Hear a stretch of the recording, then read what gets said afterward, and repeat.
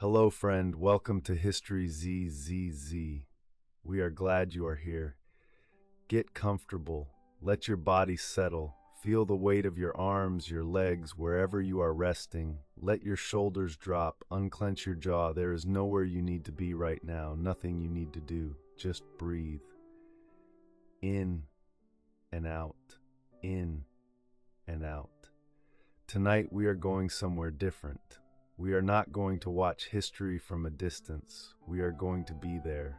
You are going to be there. Close your eyes. We are going to the year 1453, to a city on the edge of a continent, to the last night of the greatest empire the world had ever seen. You are standing on the walls of Constantinople. This is the last night of Rome. You are a soldier from Genoa. You crossed the sea 3 months ago on a merchant galley. You did not come for the cause. You came because there was money in it, and because men like you go where the fighting is. But now, standing on these walls in the dark, something has changed. These are not ordinary walls. The Theodosian walls of Constantinople are one of the great engineering feats of the ancient world. Built in the year 413, over 1,000 years ago. 3 layers deep, a moat, then a low outer wall, then the great inner wall, 12 meters high and 5 meters thick. They have never been taken, not by the Visigoths, not by the Avars, not by the Arabs who besieged this city for years at a time, not by the Bulgars, not by anyone. For 1,000 years, these walls stood. You run your hand along the stone beside you. It is cool, slightly damp from the night air. You can feel the individual blocks, each one larger than a grown man. Somewhere out in the darkness beyond the walls, 100,000 men are waiting. The siege has been going on for 53 days. Sultan Mehmed II arrived on the 23rd of March with the largest army the Ottomans had ever assembled. Some estimates put it at 80,000 men.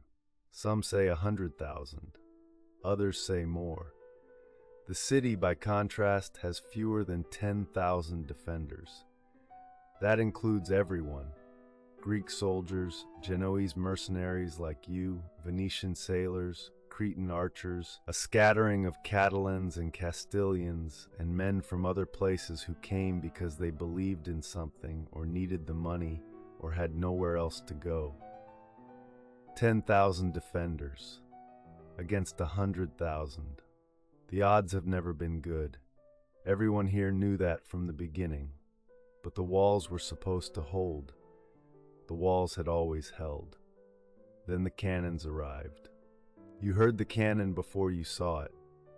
On the 5th of April, 53 days ago, the Ottoman bombardment began. The sound of it, you still cannot describe it properly. Not a boom, more like the world itself cracking. The cannon Mehmed brought was designed by a Hungarian engineer named Urban. It is called the Basilica. It is the largest cannon ever built, 8 meters long, capable of firing a stone ball weighing over 500 kilograms. So large it takes 60 oxen to move.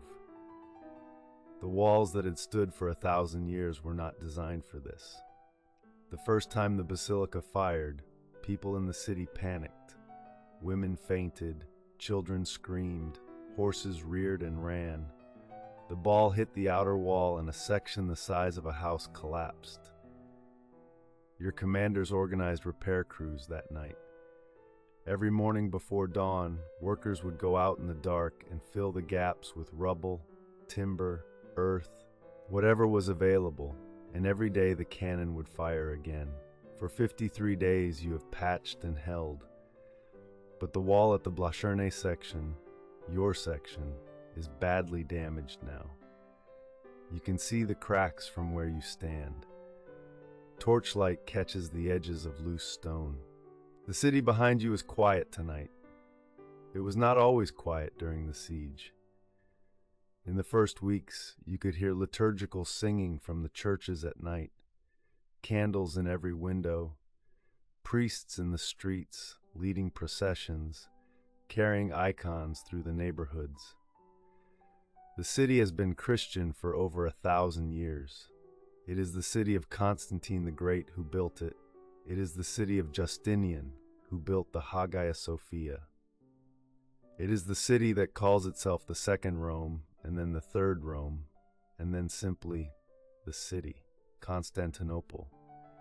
200,000 people live here, or used to. The population has shrunk over the centuries as the empire shrank around it. But the city itself remains vast. The forums, the hippodrome, the colonnaded streets, the great dome of the Hagia Sophia visible from the walls. Behind you, that dome is dark now. The candles are out. The city is waiting. You think about Emperor Constantine the 11th. You have seen him twice. He walks the walls at night sometimes, checking on the defenders. He is not a young man, but he carries himself like one, straight-backed, quiet, with the kind of calmness that either means courage or a man who has already made his peace. He has had many chances to leave. The Venetians offered him passage. The Pope sent letters urging him to evacuate. His advisors told him there was no shame in it. The empire had survived the loss of Constantinople before, briefly, during the Fourth Crusade. It could survive again. He refused. An emperor does not abandon his city, he said. Not while there are men willing to defend it. You remember the first time you heard that. You are a mercenary. You do not have strong feelings about emperors. You have worked for 6 of them. But something about the way he said it made you stay at your post a little longer that evening than you had planned. The night air is cool off the Bosphorus. You can smell the sea. You can smell wood smoke from the Ottoman camps, and underneath it, faintly, the smell of the city behind you. Old stone, church incense, the river, bread. It is a familiar smell now. Strange to think that 3 months ago you had never been here. Strange to think that 3 months ago this place was just a name on a map. You have been many places. Fought in Lombardy, in the Aegean, in a forgotten war in Dalmatia, whose name you have already half forgotten. You have seen cities burned and cities taken and cities abandoned to ruin. But you have never been anywhere like this. There is something about a city that has stood for 1,000 years. The weight of it. The accumulated presence of every person who ever lived and walked and prayed and died within these walls. You do not pray often, but tonight you find yourself doing something close to it. Quietly, without words exactly, just an attention directed somewhere beyond yourself. Let your breathing slow. You are on the walls. The stone beneath your boots is cool and solid. The air is still. Somewhere to the south, a chain of Byzantine ships blocks the entrance to the Golden Horn, the harbor that curves into the city's northern side. The chain has held. The Ottomans could not get their fleet past it. But 3 weeks ago, Mehmed did something no one had ever seen before. He built a road, not across land. He laid a road of greased logs over the hills north of the city, from the Bosphorus to the Golden Horn, a road that bypassed the chain entirely. And he moved his ships over the hills.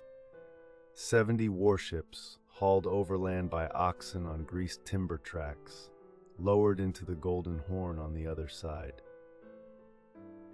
When the people of Constantinople woke up that morning and saw Ottoman warships inside the harbor, inside the chain, there was a sound from the city you will never forget. Not screaming, not panic, silence. The specific silence of a city that has just understood something terrible. You close your eyes for a moment. Let yourself feel the stone of the battlement under your hands, the texture of it, each groove and edge. Breathe in. The night is quiet right now. This is the quiet before the thing that comes next. You have felt this before, the particular stillness before a battle, the way the world seems to pause. but for now, right now, it is only quiet. The stars are extraordinarily clear tonight. The Bosphorus reflects them, a second sky below. Somewhere in that water, fish are moving through the dark, indifferent to empires and sieges and the concerns of men. You have been alive for 31 years. You have seen quite a lot. You have never seen a night sky this clear. You notice that. You file it away somewhere in yourself. There is a man standing a few meters away from you on the wall. His name is Nikolaos. He is Greek, a local man, not a mercenary. He has a wife in the Fanar district and 2 children you have never seen. He pulled guard duty the same nights as you for the last 6 weeks. You do not share a language, not exactly. You have a pidgin between you, Genoese and Greek, mixed with hand gestures and the vocabulary of soldiers everywhere. He shared his bread with you once, 2 weeks ago when your rations were short. You shared your wine with him.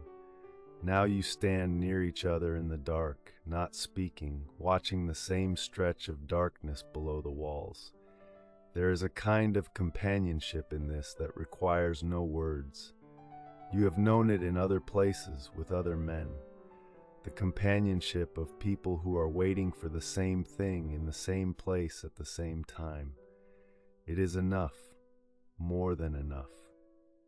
Breathe. Let the weight of your body settle completely into wherever you are resting.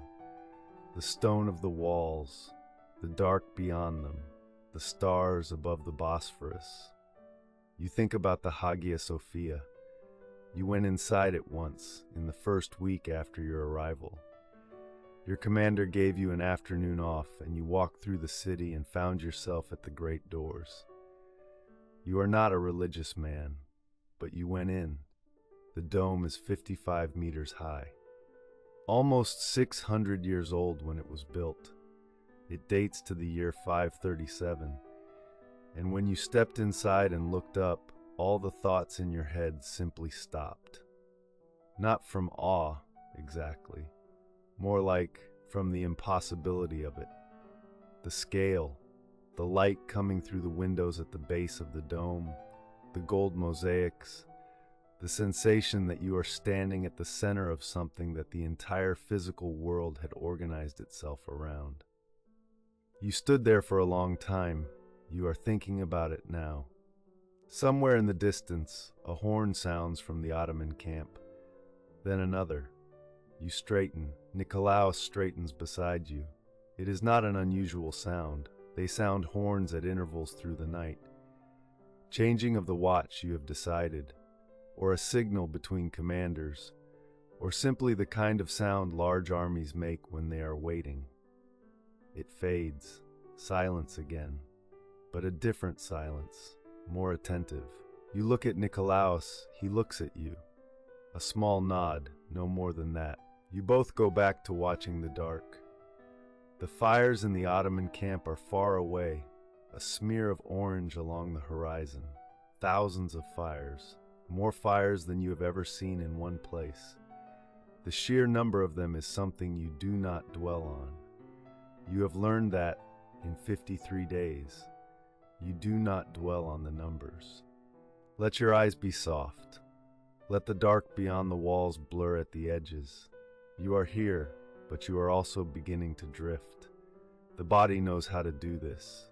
The body knows how to find rest, even in hard places. Soldiers sleep in doorways, in ditches, on horseback. The body finds its way to stillness when stillness is allowed. The cool air moves slowly. The fires in the distance flicker. The stones of the wall hold you. You have done everything you can do. You have stood your post. You have mended the gaps. You have given what you have to give. For a few minutes, just a few, you allow yourself to rest in this, in the fact of having been here, in the fact of having done the thing. Breathe out. Let your shoulders fall.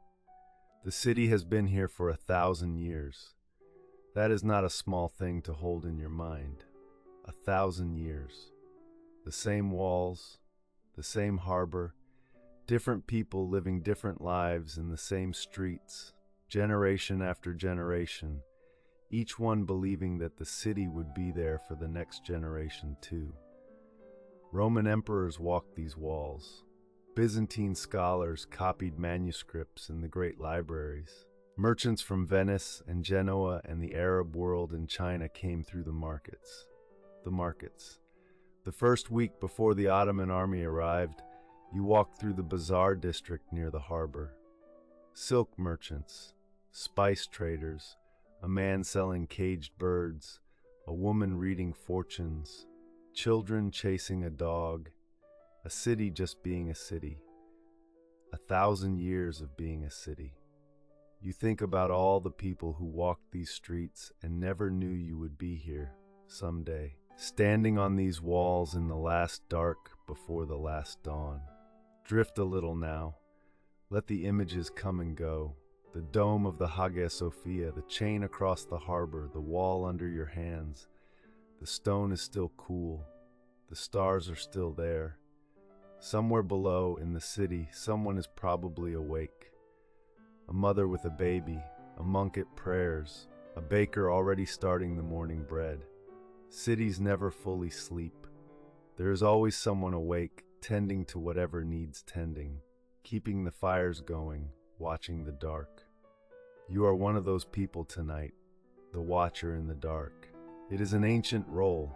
Someone has always stood on a high place at night and looked out and said, I am here, I am watching. You can rest, breathe, you can rest now, I am here. The history will not wait forever, but it will wait a little longer. Let me tell you what happens.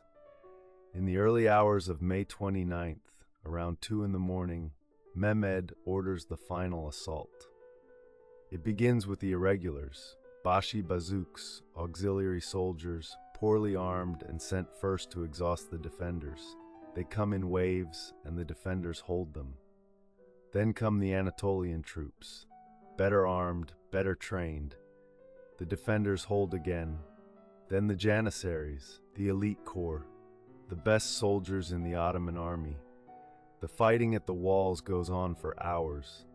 The defenders, 10,000 against 100,000, hold for longer than anyone has any right to expect. But a small gate is found unlocked. The Kirkoporta, a small postern gate in the northern wall.